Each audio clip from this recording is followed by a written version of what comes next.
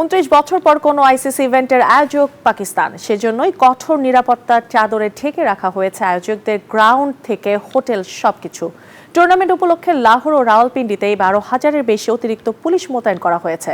পাকিস্তানের গাদ্দাফি স্টেডিয়ামে ভারতের পতাকা না ওড়ার ব্যাখ্যাও দিয়েছে আয়োজকরা। অবশেষে পাকিস্তানের মাটিতে ক্রিকেটের কোনো বৈশ্বিক আসর, সেই আয়োজনের জন্য দেশটির অপেক্ষা করতে হয়েছে 2 যুগেরও বেশি। নিরাপত্তার কারণে এত বছরেও সম্ভব হয়নি বৈশ্বিক কোনো আসর আয়োজনের। এবার সেই নিরাপত্তার কড়াকড়ি সর্বত্রই।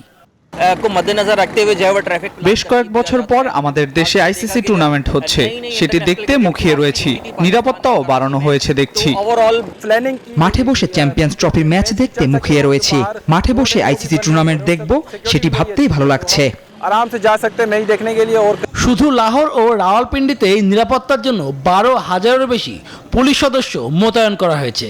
লাহোরের নিরাপত্তার দায়িত্বে থাকবেন 8,000-এর বেশি পুলিশ সদস্য, আর রাওয়ালপিন্ডিতে থাকবে 5,000-এর বেশি পুলিশ। ম্যাচ চলাকালীন সর্বোচ্চ নিরাপত্তা ব্যবস্থা নিশ্চিত করতে স্টেডিয়াম, হোটেল ও খেলোয়াড়দের রুমে আধুনিক ক্যামেরা প্রযুক্তির মাধ্যমে নজরদারি করবে পাঞ্জাব সেফ সিটি কর্তৃপক্ষ। চ্যাম্পিয়ন্স ট্রফির কারণে আমাদের কয়েক স্তরের নিরাপত্তা ব্যবস্থা করা হয়েছে। ক্রিকেটার, দর্শক থেকে শুরু করে টুর্নামেন্টে সংশ্লিষ্ট সকলকেই আমরা সর্বস্তরের নিরাপত্তা দিব। টুর্নামেন্টটা যেন আমরা সফলভাবে শেষ করতে পারি।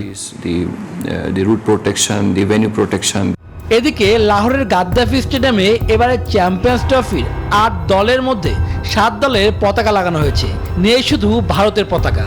তখনই প্রশ্ন ওঠে, পাকিস্তান ক্রিকেট বোর্ড কি ইচ্ছাকৃতভাবে ভারতের পতাকা লাগায়নি?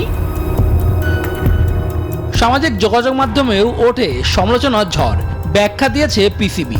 আইসিসির নির্দেশনা অনুযায়ী চ্যাম্পিয়ন্স ট্রফি ম্যাচ চলাকালে শুধু 4টি পতাকা উত্তোলন করা হবে আইসিসি, পিসিবি এবং সে দেশের ম্যাচে অংশগ্রহণকারী 2টি দলের।